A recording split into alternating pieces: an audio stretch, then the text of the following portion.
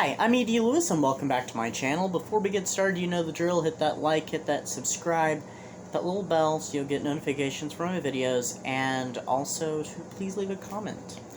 I'm trying to make this video short and sweet. This is actually my second take. I didn't like the first take at all, and it was taking way too long, so I want this video to be short and sweet.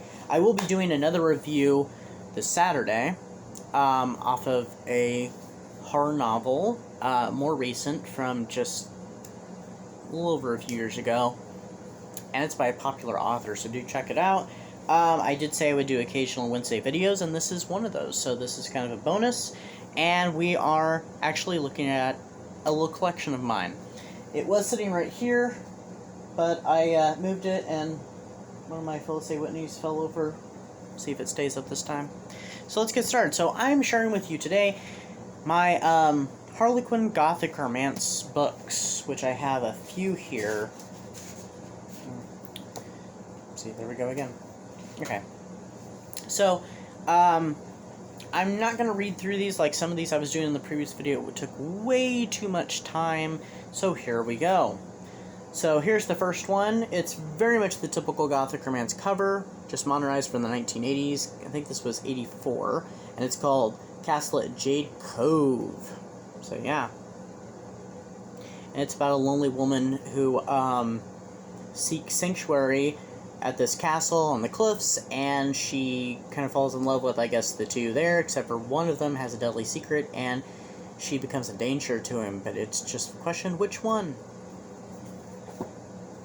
Until I did this video earlier, I just remember that. And I've noticed that all these earlier ones from the 80s all have these colored stripes, and the colored stripes are like different on every one of these ones I have. So this one came out the same year. It's called Restless Obsession by Jane Toomes. The other one was Helen B. Hicks, by the way, and I just love this cover. It's got this creepy guy in the background with blue fire, and this woman frightened, almost looks like Susan Sullivan, but with auburn hair, kind of like how she looked in the 80s. So it came out in 84. She left her gloomy past behind, but then she discovered the future was threatened by its shadow. So it's about a woman who leaves California to seek, to seek solace and stuff in British Columbia, and she takes on a companion with her. But her companion has some secrets of her own that put her in danger and stuff. And there's also a curse. So this one sounds really cool, really up my alley for sure. Then there's this one. The colors are a little brighter. I think this is one of the better copies I have of my Harlequin Gothic romances from the 80s, and it's called Island of Mystery by Margaret M. Scarino? I don't know. But it was the perfect summer job, or so she thought, until it became a nightmare of danger and intrigue. And apparently this is about a graduate student who is going over some historical papers at this house on this exotic island, and there's a murder, and she may be next. So the historical papers helps with her job, and also it may give her a chance for her thesis, it says on the back. Like I said, I already read some of these. The back of the book I've not read any Harlequin Gothic romances yet. I'm hoping to maybe next year get to at least one. And I've never read a Harlequin romance at all, so because it never really piqued my interest. But the Gothic ones, yes, because that's up my alley. So there's Secret at Orient Point. This one came out, I think, in 88, and the other one was 87. This is about a girl who her father owned this hotel, and her mother was killed like 20 years earlier. It says her mother was killed by her mother's lover. And now she's come back to reopen the hotel and put the ghosts to rest, but they just won't. And she starts being stalked and stuff, and she falls in love with this man who is the son of her mother's killer and also her half-brother. So there's a little bit of the incest thing going on there.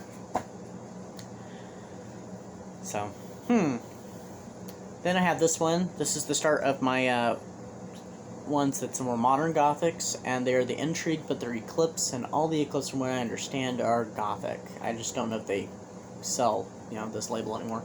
But this one is about a woman who had a romance with a man, and he left her, you know, with a child, and he works for the devil, and so he has to convince her that his love is genuine before the devil can, you know, exact his, you know, take his price, you know, take what he wants by midnight on Mardi Gras. So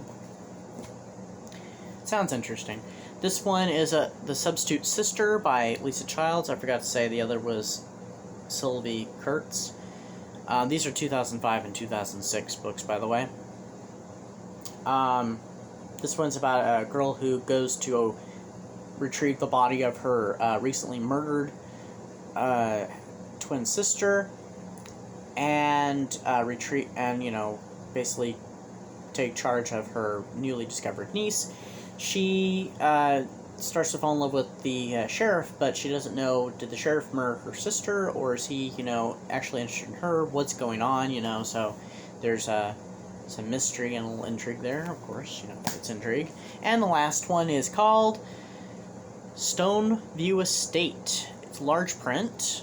It's the most, I think it's the most recent one I bought, too. It's about an isolated house where Robin Volkert, you know, spent her childhood.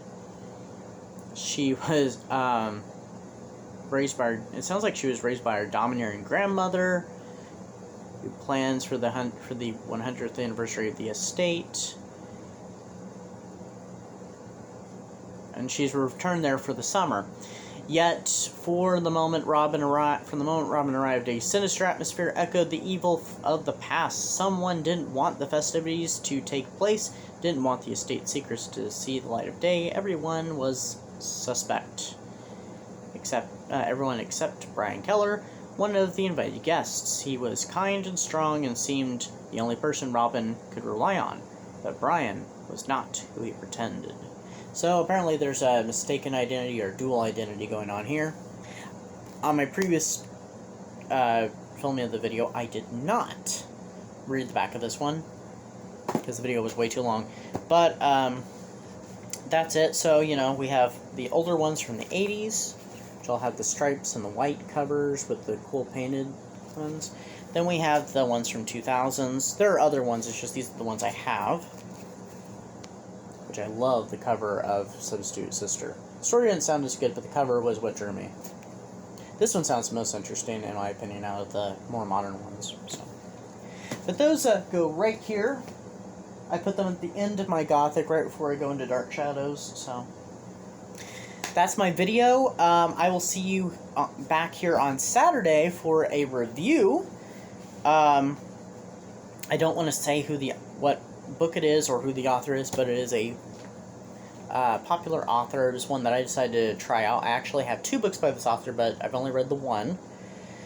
And I am definitely interested in reading more of this author because she's really good. So that's all I can say, and I'll see you next time. So stay safe and stay cool, and I will see you soon. Bye-bye.